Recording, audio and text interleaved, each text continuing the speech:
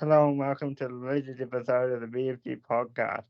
Today I am here with Jonathon to talk about round one of the Wellington Phoenix men's team versus Adelaide United. So we had a crowd of 8,325, Jonathon, at the Yep. stadium on Sunday. Yep. A great, uh, a great but small crowd for the start of the season. Yeah, I think, Sunday afternoon at home in the capital, warm, sunny day, 8,000's not too bad. Would have been nice to have over 10,000, but, first, I think it'll take a little bit of time for people to get a feel for the new signings and for the team to build some momentum. So let's talk about the new signings. So we got Bazadar Crave, Zabada, and we've got Costa Rusas and Jan Sar. So unfortunately, as we'll get into in a minute, we only got to see Jan Sar for a short time. So that was a bit disappointing. Yeah, but as you say, we'll get to that in a minute. Let's not go down that rabbit hole too early. So out of all the signings, I thought Bazadar was the most disappointing. I expected more from him. And yes, what we'll get into later might explain it, but despite all that, I was still disappointed. Yeah. I thought he could have done more, even under the circumstances. Well, maybe we do need to go there so we can explain it. Jan Sas came flying in in a challenge, lost his footing, accidentally collided with the Adelaide Reds player, and the referee went, right, I've seen enough, and went straight to his pocket and pulled out a red card. Quite a controversial moment in the match. Lots of different views whether it should have been yellow or red. But it is what it is, and that affected the rest of the game, which meant that we didn't see everything that we could have out of our new guys. But I will admit that what we did see of Jan Sas for that short time, I was very, very, very impressed with. Yeah, he brings that South American flair. Yeah, we had Davila, and Davila brought some flair, and Jan Sas does the same thing. They're light on their feet, quick, pacey, good movement around the field. So he's going to be an exciting one to watch. Do you reckon he's your favourite out of the three? So like Seville, Sandoval, Davila, and now Jan Sas? No, we'll give it some time. We've only seen one really good hit out so far in A League. So I've yet to make my. I'll hold off on that. You're pushing me a bit soon to make a big call like that, Blake. But early. So, Costa had a good return home too. Was really happy with that. Yeah. He looked really fit.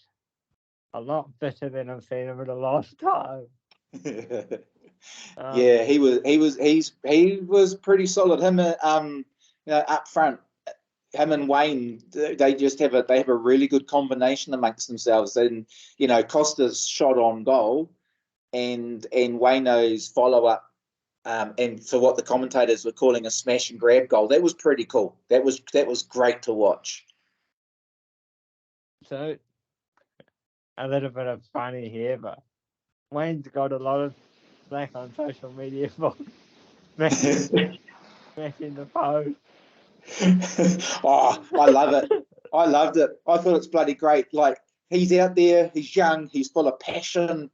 He gets the goal, he smashes the flag. I reckon bloody good on him, eh?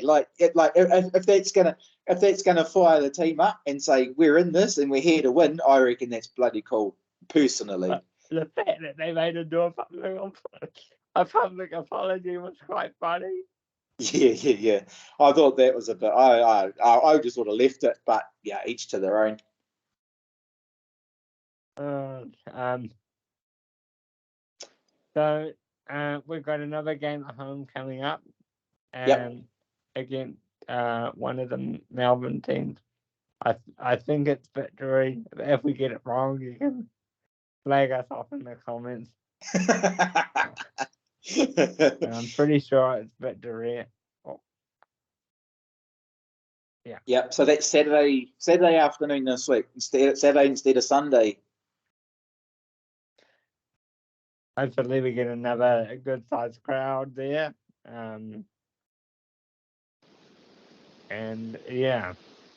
No, we can slag ourselves off, Blake, because we're actually playing Central Coast. We're playing the Mariners. Okay, so it's Central Coast. Okay, and it's another Sunday game, so we got it wrong on both counts. We should do our homework more. To be fair, it is early in the morning when we're recording this, so yeah. Central Coast actually is their first hit out of the season because they got an extra week than everyone else due to some unfortunate. That's right, because they were meant to play Newcastle and it was absolutely teeming down, and so the league made the call to postpone the game, which is going to mean their schedule's backed up later on in the, probably in the new year. So their pitch was just waterlogged. They could have put Noah's Ark on there and it would have floated. The rain was that bad. It was absolutely horrendous. Good for Bathurst though, in the same town. Yeah. Not good for football. Yeah. Only weather's only good for the Ducks. So they've already lost a key player due to forced retirement in Matt Simons, so that's not good for the coach. They're already one player short. But, I love the Central Coast. I love how they're giving Colo a bit of a farewell tour in Australia until January. Till he goes to the Premier League. Very cool. Newcastle United. Yeah. So that's pretty cool how they're marketing the Mariners around that, and the league can get around that too.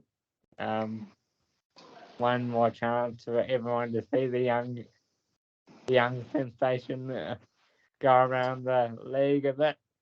Yeah, and I think that I think we're going to see more of that. These young guys getting picked up and transferring over. I mean, to jump straight from to go over to England is that's the easy route. The hard route is what we've seen some of the other guys do, which is playing through the Asia and then up into Russia and whatever, and then across into Europe. So to go straight to England is it's pretty cool.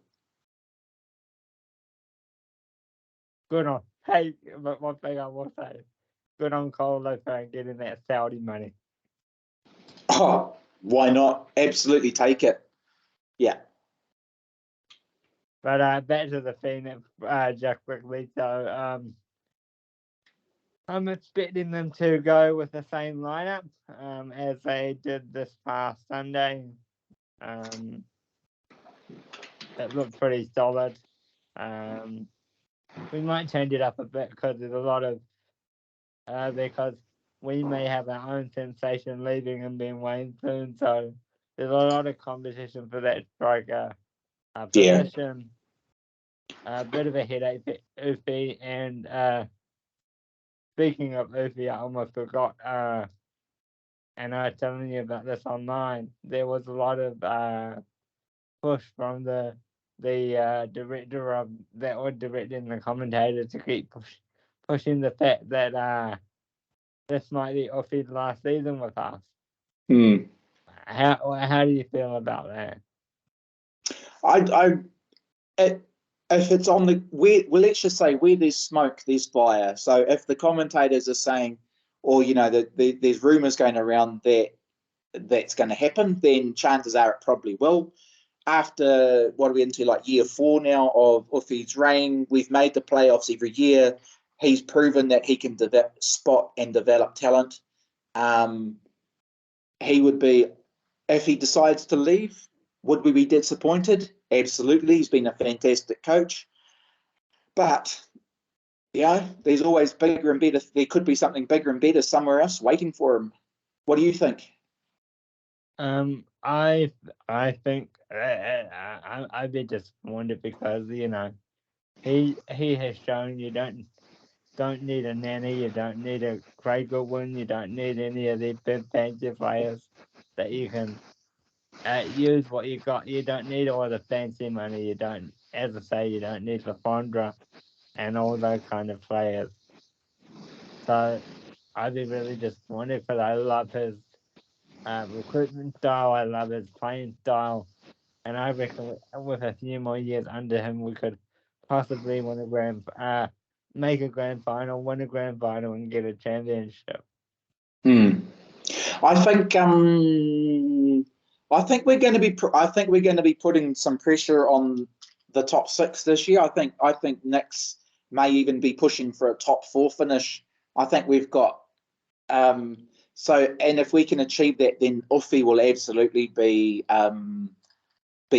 targeted by another team, wanting to pick him up and take him through to, and maybe even over in Europe or somewhere like that.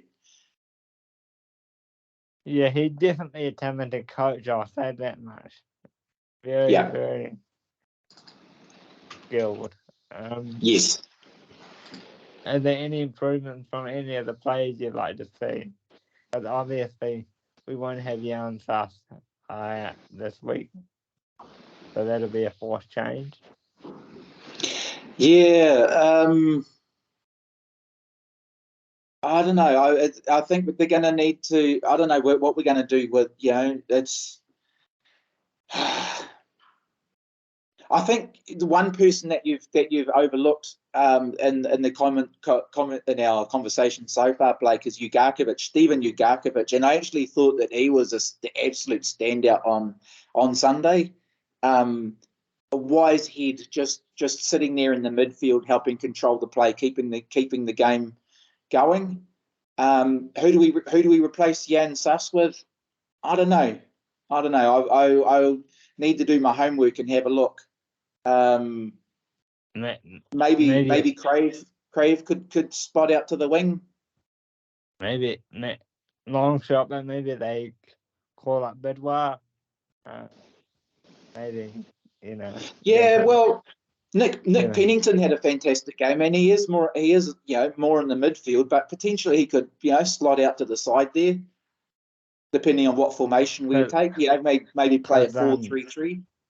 If he seems to like Riley Bidwars. Right. Yeah. All right. Well, watch this space. We'll see if he takes if he listens to you and takes your advice. He played a couple of games last season. Yeah. But anyway, we'll leave it there for today, unless you want to say anything else.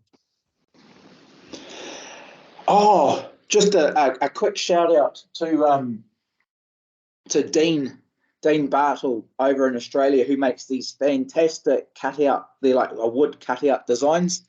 I've got one, Blake's got one, and Denise got one too. So big shout out to Dean. And if you're in our Facebook group, you'll see that he also makes like these little reconstructions, wooden models showing how goals were scored, and so shout out to Dean. Appreciate your work, brother. Well, with that, we will say don't forget to like and subscribe this video, and we'll see you on the next one.